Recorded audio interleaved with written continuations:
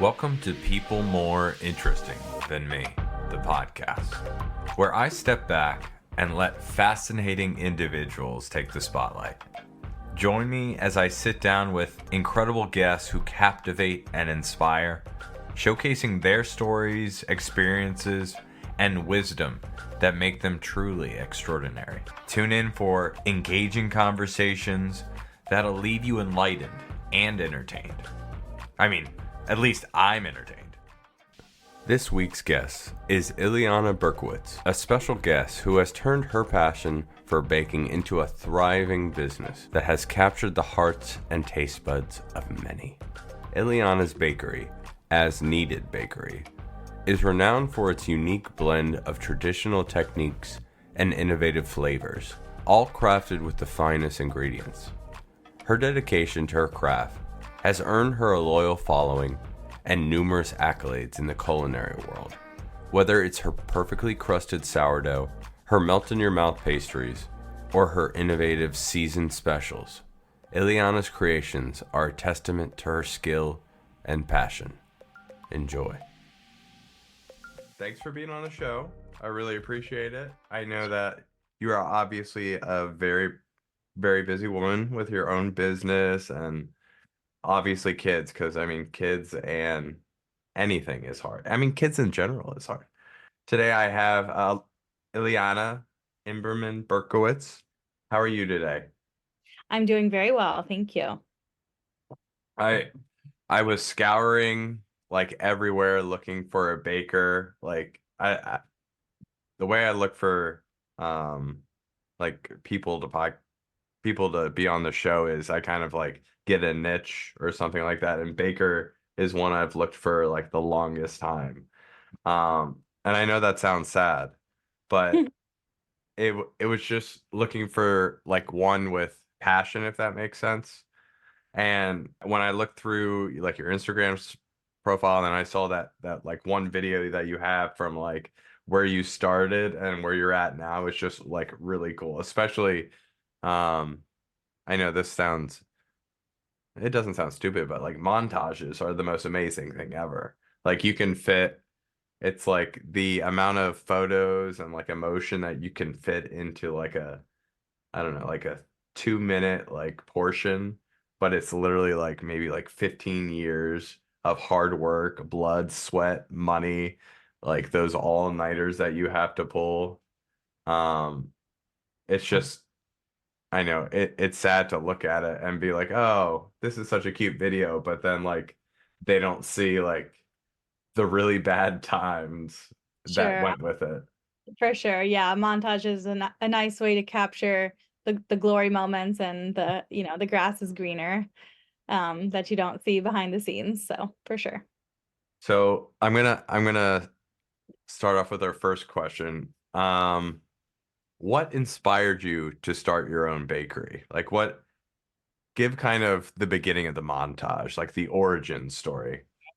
Sure. So the beginning of the montage would probably be me sitting at the dinner table with my family, my parents and my brother, and like looking at food we were eating and talking about it and figuring out where it came from and why it tasted like that, and just the basic analysis of food is kind of like in my blood.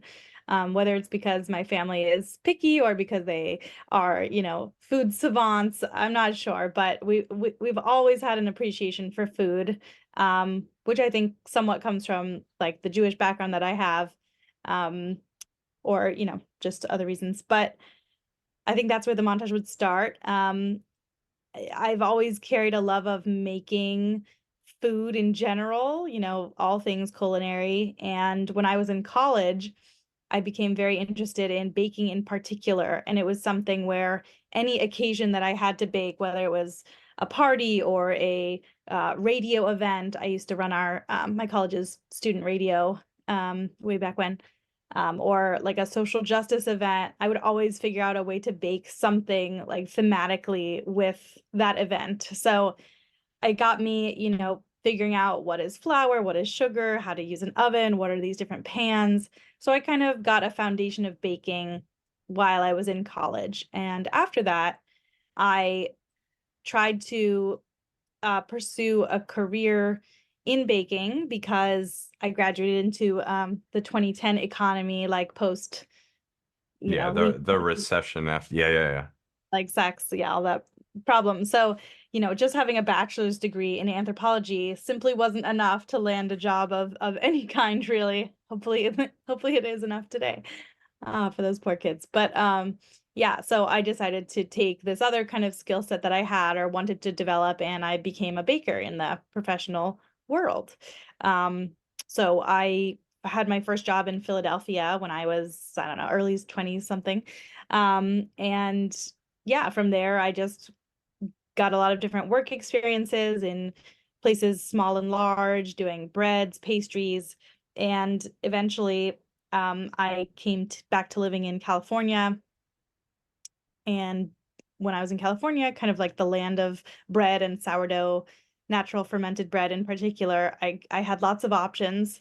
And again, worked in a variety of places for a period of time and decided to start my own business after realizing, you know what, I bet I could do the same thing that people I work for are doing, and I could actually do a better job of it. So I started working on my own business when I worked for a bakery that rented space in a commercial kitchen.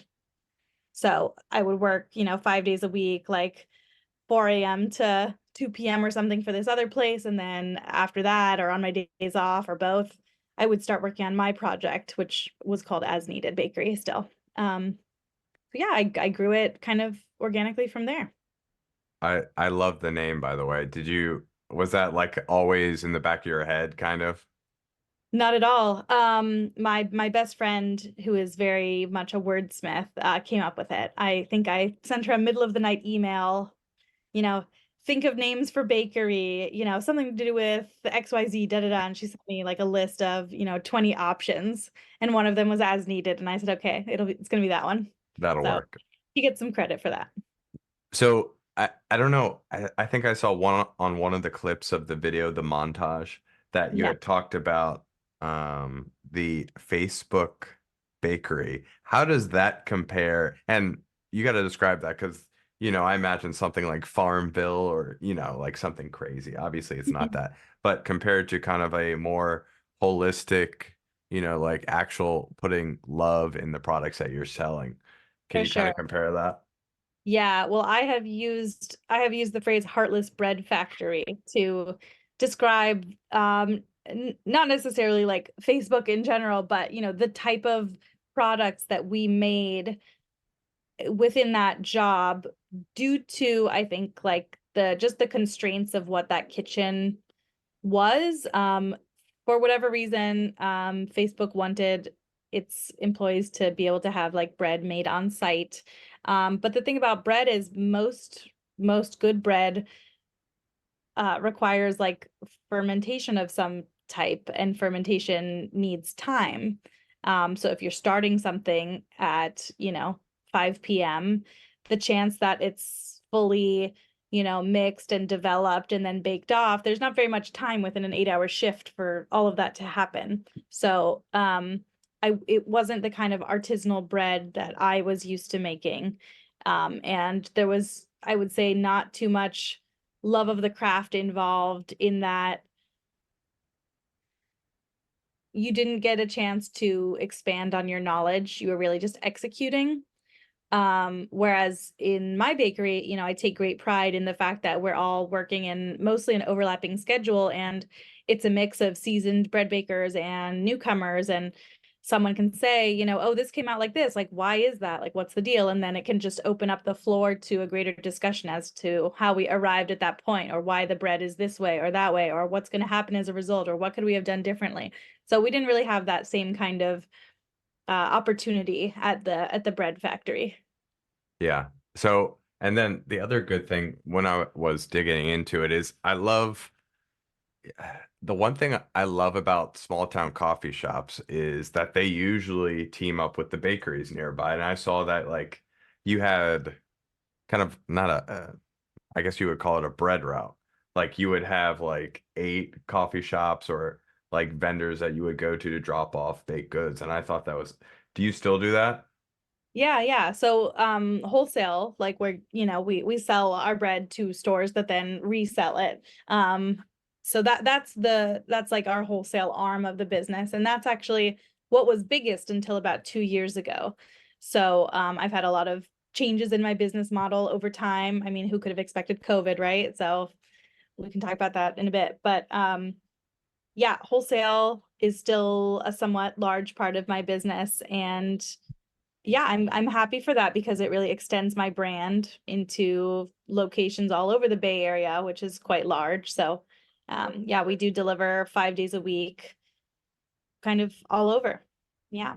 So just to ask, and obviously it might be a stupid question, but what are your hours like now? Before you said that they were like 4 a.m. to 2 p.m., which makes complete sense because, I mean, there's some people, I mean, you don't really need much besides prep work after Right. 2 p.m. because there's some people picking up loaves of Yeah. bread or stuff like that, but you don't need somebody, like expert. I mean, you have people preparing the dough for the next day, but Right. So my hours, and it's funny because the general population's ignorance of like what a business owner is, but it doesn't mean that I'm baking full time. In fact, I have a team that does that. And so my hours are different in that they are 24/7, right? I'm available all day and all night for when I get a call about a problem or I need to have a solution or I need to manage our production or figure out R&D or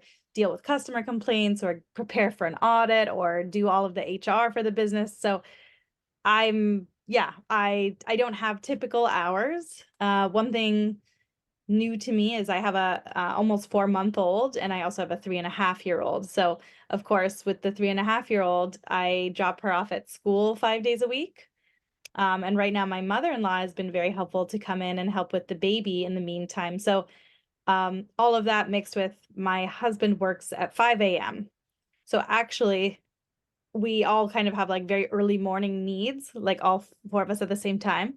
So it's actually a little, it's difficult. And I'm not available really between 4 a.m. and, 8 or 9 a.m. to physically go in and assist with a problem. But I'm usually up by 5 and my phone's on me and I'm already texting and figuring out things. So, um, yeah, I don't just get up at 4 in the morning every day, just cause, and I'm not in there baking and doing the ovens every day, stuff like that. I totally understand that. And I have more appreciation for you doing this podcast if you have, because I have two kids, one's 3, one's 1. So I Nice. remember that exact phase where it was like I What do just you told do?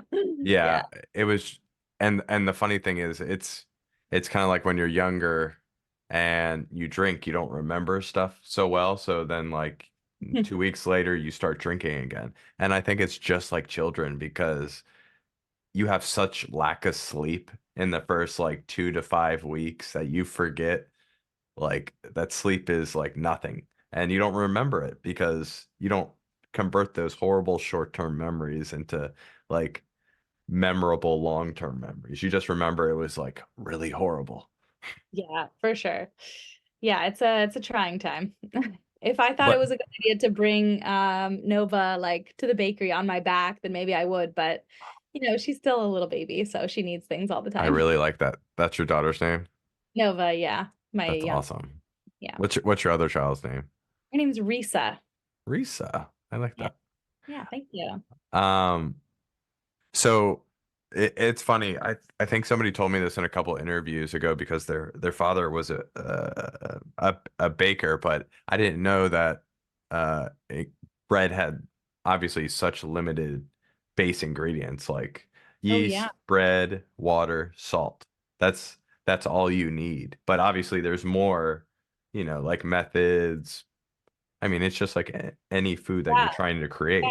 It's So very basic. I mean, at its core, bread is flour and water, and typically also salt, and also typically yeast or sourdough starter. So there's different ways to like make a bread rise. So yeast, commercial yeast, like those little granules that you see, that's one way. And sourdough or naturally fermented bread is made from like a mother dough or a levain. And within both of those, there are like subsets of different kinds of pre-ferments, we call them, which is when you take a portion of the final dough and you ferment the flour in some way in advance. So whether it's like making a pouliche with equal parts flour and water and a tiny pinch of yeast, which we do for our baguette and our focaccia. So we make those like 12 hours before we actually make the dough. So it's able to like kind of extend the flavor of the bread over time, or our sourdough starter that we feed, every day, also the night before we're mixing. So yeah, there's quite a lot of upkeep to make the kinds of like full depth products that we do. Do you ever understand how amazing what you do is? Because all these like restaurants, all these other people, they have so many ingredients, they have so many methods, but you're using these four ingredients and you're kind of, like you're improving upon bread, which has been used since I don't know, I'm gonna say like negative 300 BC or something like that. You're making bread still relevant. You know what I mean? Like Yeah, I mean it's yeah, like the third oldest profession probably after the first two. Um so yeah, definitely. And I try to make that clear, like I'm not inventing something. I'm not coming in and saying like try my crazy magical bread that, I invented and like I'm the best and but people have been doing this forever. Anyone can do this. This is just like what I've chosen to do. Anyone could learn this and become an expert in it and enjoy it and know what to do. It's just that's not everybody's path. So to those people I say, keep buying my bread because I need to be in business. So thank you. what would you say sets your bakery apart from other bakeries from around you in the San Francisco area, Bay? Sure. So we offer, the kind of menu that we have is um really eclectic. So it grew when we first opened our storefront in November 2018 from just like 6 types of breads and 4 what I call noshes, which is a Yiddish term for a snack, or so we make, little bread pastry things. Um, we grew from that to now we have, I think it's like 13 daily breads and up to like 40 different products that are we call noshes. And so we recently, and when I say recently, I mean like 2 years ago, kind of expanded on the definition for ourselves and started making cookies and scones and muffins and kind of like more more approachable items that people had heard of. I think in my effort to try to be like unique and cute and name things like with puns and like whatever, I lost a lot of people to like not understanding what a product is because they'd never heard of it. Like, what's an everything challah knot? Like they've never had that somewhere before. So I didn't invent it, right? People know what an everything bagel is. That's the spice, and then they know what challah is. That's the bread, and like knot, maybe they're familiar with the shape, but altogether, like they don't know what that is. There's no context. But when you say cream currant scone, like, oh, I know what a scone is for sure. Like I've had it at, 100 bakeries. So I'd say something that sets us apart is just like I said, eclecticism of our offerings. That would be one thing. And then, like business standpoint wise, I don't know if this matters to the customers, but our business model is pretty unique because we are partly wholesale, partly retail, meaning we have our storefront and we also sell at one farmer's market currently.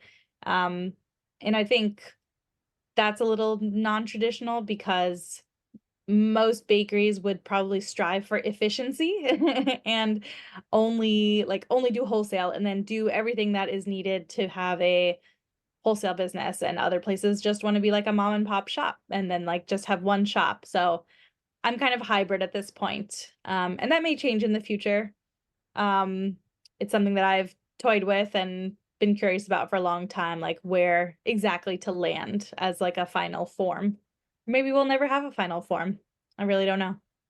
No, I like the idea that you're trying to feel out hybrid because I see the benefit of like being at a farmer's market because everyone likes the appeal. They love like, like people go to the farmer market A, for the ambience, and B, they know that like most of the products there, aren't gonna have like, like preservatives that are lasting like 3 weeks and stuff that people actually thought about when they made it. Um, but I get the other end. I mean, if you really want to expand your business, then you have to start worrying about how you keep, a high level of product while, reaching out. It's such like a trapeze act, like Hmm. deciding on which way to go with. But on a sillier note, when you were talking about the everything ganaches, it made me think of, I don't know if you're familiar with Bob's Burgers, the Sure. TV show, and how like every day he has like a specific new burger. It's like, mixed with some movie, but it could be like I fed a I'm fed up or something burger, like, Sure. uses the pun just like, I don't know, I just love Bob's Burgers. Uh so speaking on, I guess, onto that fact, have you experienced any challenges specifically as a woman in the baking industry? I don't even know, would you say it leans any way specifically gender-wise? Um, in 2024, I'm not sure. I'm really in my own world. I'm in as needed world. So at my bakery, at least, if we were just, going to look at like a gender split, or a sex split, we have, um, a variety of gender and sex is present. So I guess like that's not super different than how I grew up in the bread world. I had like male and female friends who were in baking and bread specifically. But I will say that when I was first starting out and I said I was going to have a bakery and I only sold breads, people would always ask me if I did cakes, cupcakes, donuts, kind of like sweet things. And that could be people's just broader definition of what a bakery is and does, or people could think, oh, she's a woman bakery owner. She must be doing something small. And I think like it's always blown people away, like the scale of the business. I mean, at one point I had 25 employees. It's not a small operation by any means. So I think just the scale of what people might think we have, but again, I can't speak to whether or not that's like their gendered perception. That's kind of how I thought it might be, but it could just be ignorance. I don't know how other people's jobs work, so I can't say, why anyone would necessarily know what it's like for yeah, for my business. It's an aspect that like I'm proud of, that I can be a good and responsible owner and be a woman and be fair and like good to people. There's probably a part of that comes from me being a woman or just a good person. But I haven't worked for anybody that was a woman-owned business before. Okay. So I think that the times have changed a lot in the past 10 years. Um, and that might, I have a lot of friends actually who own bread bakeries now, so I can definitely say that's not the case anymore. Like there's a lot of us out there running our shit. No, that's good.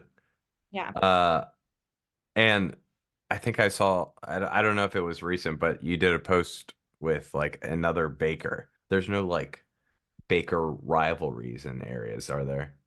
I'm sure there are. I'll say that I'm very friendly and open, and I really like to connect with other people in general, for sure, like very extroverted, but I don't think that there's a value in like seeing every other bakery as a competitor. I mean, we all have the same problems.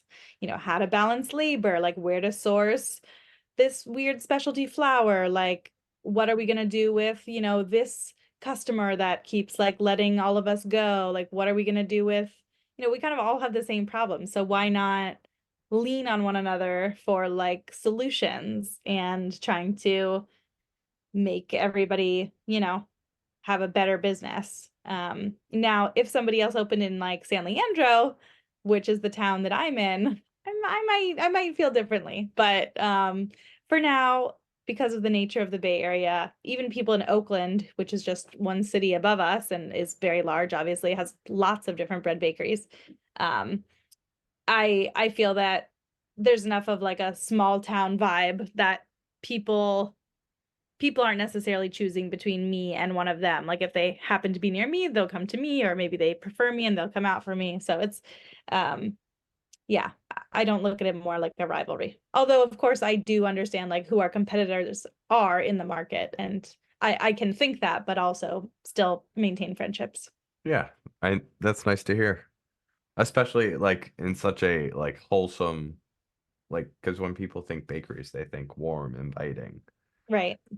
How many I'm trying to remember how many years it was because I saw that that post that you did that it was talking about how you were switching from what do they call it? Not a private bakery and you started moving into the where you're at right now.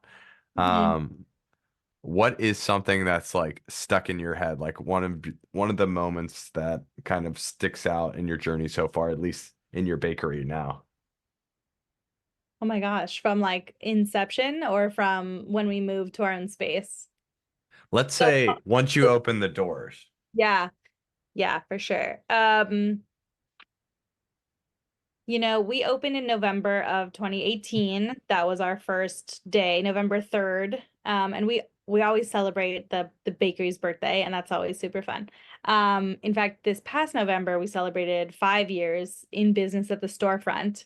So I think all of the festivities surrounding that were really special because 5 years in a small business, like to make it that long is a very notable achievement. A lot of businesses go under or, they decide to part ways at that point. But to have made it that far and to like garner the amount of um, success that I feel like we've had is something that's really special. So No, that was that's definitely nice. no, that's great because I don't know what's that crazy statistic? It's like 80 or it's like 50 or Yeah, 80% of yeah, businesses in the yeah, first two yeah. years, I think, something like that. Um, but yeah, that is crazy because the thing that and I want to touch upon something you said earlier about all the lists that you did, like hiring human resources.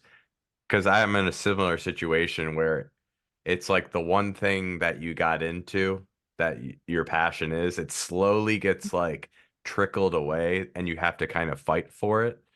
Like, because you're doing all these other things like human resources, you're dealing with uh, sourcing probably like flour, yeast, and all this stuff because there's shortages. And in the end, you're spending less and less time actually baking, but more like managing the baking. Yeah, So definitely. I know what that's like, and it's kind of like some moments you're like, what am I doing here? Like this is the complete opposite. But then you get Sure. those probably like, like you got the high highs and the low lows. Definitely. Yep. So speaking on, I guess onto my Bob's Burgers question, how do you stay innovative? Like, I know we talked about how you've taken on like, like cookies and cakes, adding on top of that. How do you stay innovative as a bakery? Sure. I think because we've been open, 5+ years now, there are certain expectations each holiday or season of like what product is that going to be. For example, at our 1 year birthday, so 4.5 years ago, we debuted that we were going to be selling sandwiches. In the summer of 2019, I had gone to France and I really enjoyed just the simplicity of the baguette sandwich, like a jambon beurre, butter ham sandwich, just straight up on a baguette, like nothing better. And I thought, you know what, we make a great baguette. We can source these other things and just make them. And so sandwiches have been a part of our menu since then. And so much so that we've even spun things off to be like not so simple sandwiches, and not all the sandwiches are on baguette, and some of them have Italian flavors or Greek flavors or Middle Eastern or some vegan ones. So um we do try to do a menu plan at the beginning of the year, and I break down the year into weeks, and so we kind of have like a date that we debut like a new menu and like what's going to be the new crumble, the new Danish, the new sandwich, the new meat sandwich, focaccia. I think keeping things fresh with the seasonal menu is really fun and helpful, and like it both brings back people's like favorites and classics, you know, when they roll around, oh, good, this is back. Like, I'm so happy. I've been waiting all year for this. And then there'll be new things that people on my team come up with. So, yeah, I think we stay innovative by capturing like a mix of what people are expecting because they are craving it because it's this time of year and that's what you make then. And also just creating new items and seeing what's in season and trying to use that while we have it. Oh, that sounds great. And I guess I guess that's like another thing I didn't even think about because you had mentioned how Mother's Day was like one of the third biggest holidays. I would Mhm. imagine that's kind of like every holiday rolls around or like special event, you got to start like ramping up for that probably weeks in advance just to make sure you have enough ingredients for that. I can't even imagine because at my work, it's kind of like if, like your supplier right here, they don't have anything, then you have to kind of scramble. Just like I would imagine you reach out to other bakers or you reach out to other contacts and it's kind of like a scramble to get stuff. Kind of. I mean, at this point, like we're not so new that, you know, it's like, oh my God, what do we do? How do we do this? Like we have really good systems. The managers I have right now are really good, really professional and on the ball and like are understand what our production needs and like when we have gaps in that and when we can do what. So yeah, I think a lot of team planning and spreadsheeting is the goal to doing this well, and starting those conversations early enough too, just being aware of the calendar and what's coming up. So right now, I mean, we're talking in May, mid-May after Mother's Day. So I know we have our San Leandro Cherry Festival coming up in 2 weeks. So we're already working on the cherry specials, and then Father's Day will be right after that.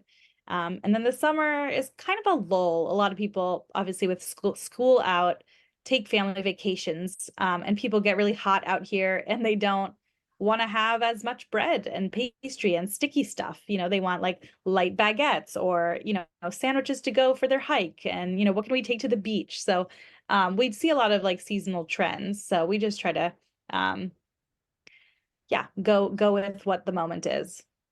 No, makes sense.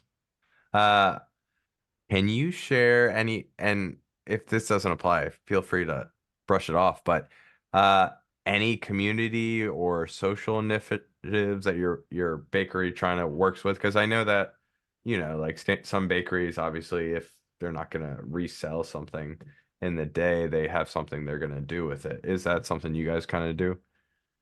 Yeah, last year we did a Cookie for Good program. So every seasonal menu, we made a cookie that was, new for that just couple set of weeks. And we chose an organization that would benefit from 50% of the sales of that cookie. So not only were people like going crazy over the new flavors, but they knew that 50% of the sale price was going to be donated. So after all that, we ended up donating $11,000 to, 9 different um, charities and, That's important awesome. causes that I think are really great. So that's one initiative like that we have done in the past. Currently, we have a lot of donation partners, including like the East Oakland Collective or the San Leandro Food Pantry. There's also 2 churches like every other Sunday that take our leftovers. So we are pretty well connected with places that will, take the food to people who need it, if it happens not to sell at the bakery. No, that's So. awesome. I love to hear stuff like that because I forget where.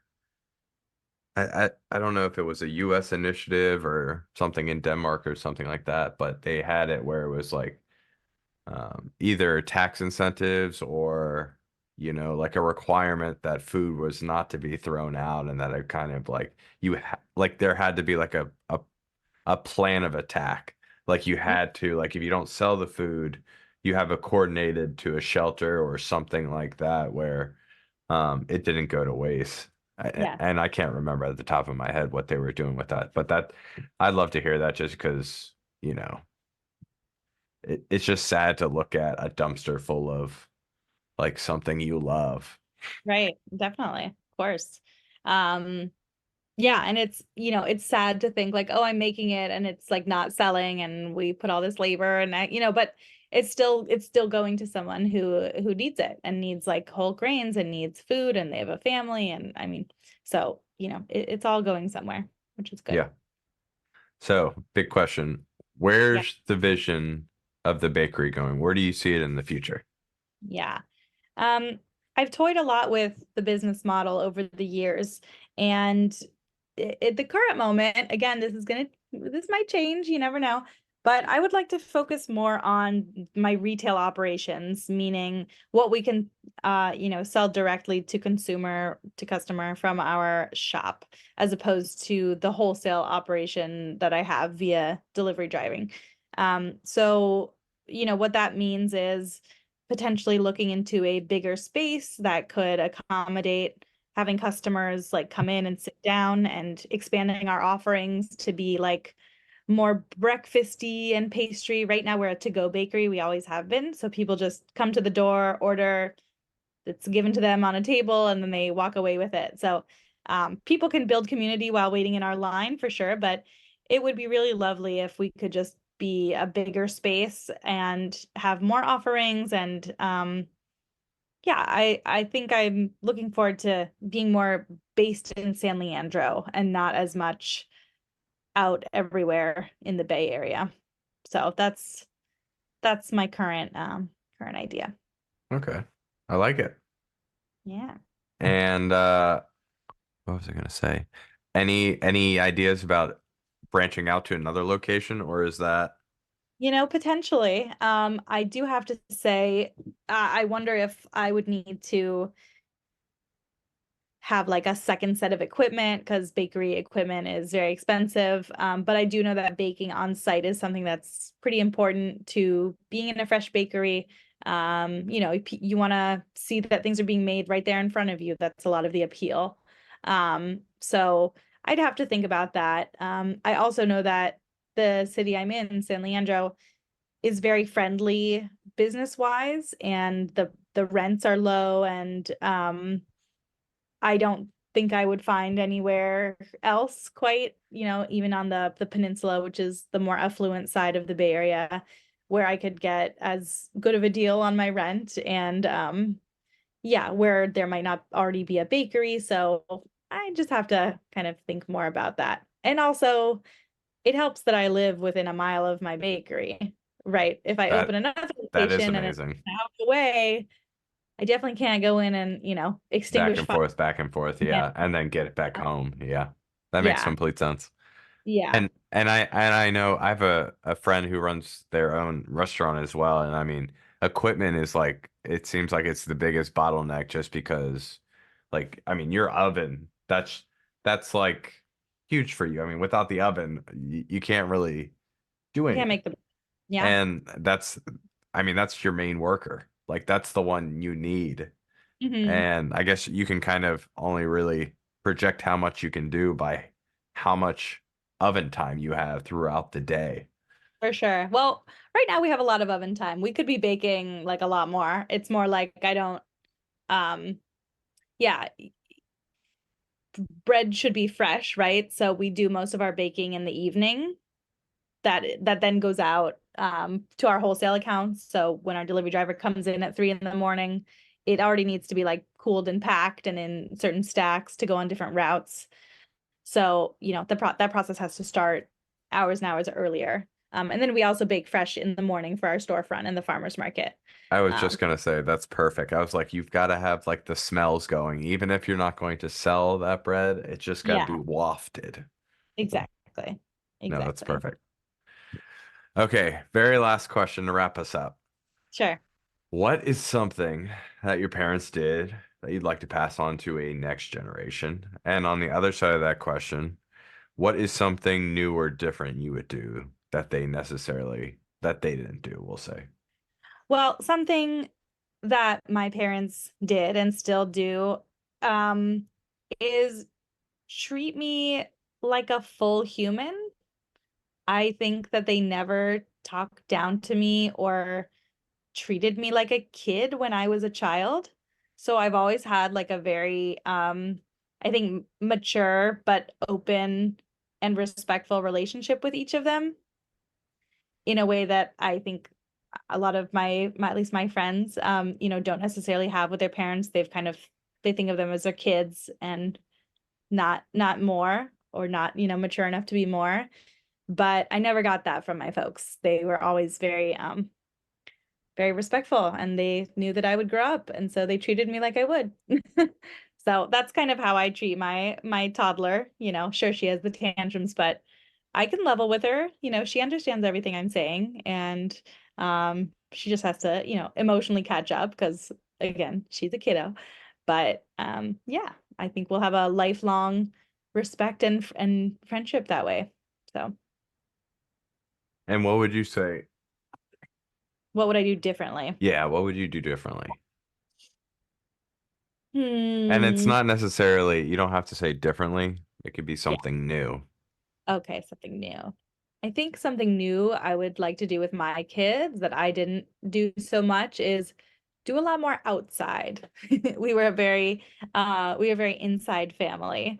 And I mean, when we would go places, we would travel and, go to museums and go to restaurants, pools, things like that. But I don't think we did as much to appreciate like our just the bounty of California and camping and hiking and just going on walks. So that's something that I try to do more now with my kids. Oh, that's great. I like that one. Yeah. You can never get too much fresh air. Yep. I don't think anyone's ever died from too much fresh air. I know they say too much water and, like too much sunshine. That might actually be too much. But See. but thank you very much for being. Is there anything you want to promote? Obviously, your amazing bakery. Anything Uh, else? sure, yeah. If you're in the Bay Area, please stop by. Our bakery, As Needed Bakery, is open Wednesday through Sunday, 8 to 3 on weekdays and 9 to 3 on weekends. Otherwise, you can check out our website to see where in the Bay Area we sell our loaves. It's lots of places, so you probably can get one in your hand soon. And I was thinking of this question, didn't pop up. What do you think is your best? Like you mentioned the baguette. Is it So tough to say. Here's what I always say. It's a little cute line. They're all my children. How could I pick? that Um, is good. I'll tell you what other people's favorites are because there are some clear front runners.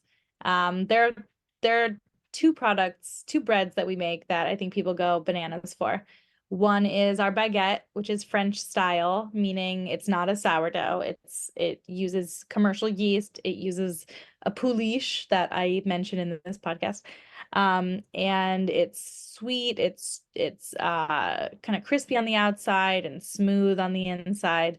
It's really nice. It's perfect for cut it in half, make a sandwich, or you can make it for crostini or really anything. Throw some butter on there, you're good. And the second thing is the honey rye porridge, which is one of our sourdoughs. So it's naturally fermented. It uses wheat flour. It has honey in it, and it also has a rye porridge. So we take rye flakes, which are like a dark version of oats. A lot of people call it oats by accident, but it's not oats. We take it and we cook it down so it's like a porridge, kind of like Hmm. a grainy slop, and it gets incorporated into the dough, and it just makes it so moist and tender. And most people that try it never look back, and like that's their bread for life. So we make about double that than anything else every day, No, that's always. good. Yeah, people really go crazy for it. I I don't know. I think it's cool that you have like a specialty. You know what I mean? Like Yeah. your bakery, but these are the what would you call it? The stallions. The stallions of the bakery. Like this is like what people come here for. No, that sounds awesome. And Yeah, that's yours. I know. Wild.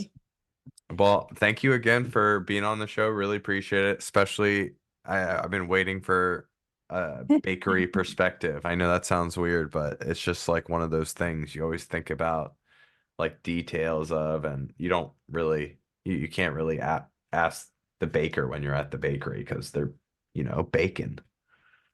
Yes, well, I'm just glad that we could find a time and chat, and I'm glad you found your baker. Yeah. Thank you. Have a good night. Right, thanks so much. Perfect. If you like this week's episode of People More Interesting Than Me, please follow me on Apple Podcasts so you won't miss out on more episodes like these.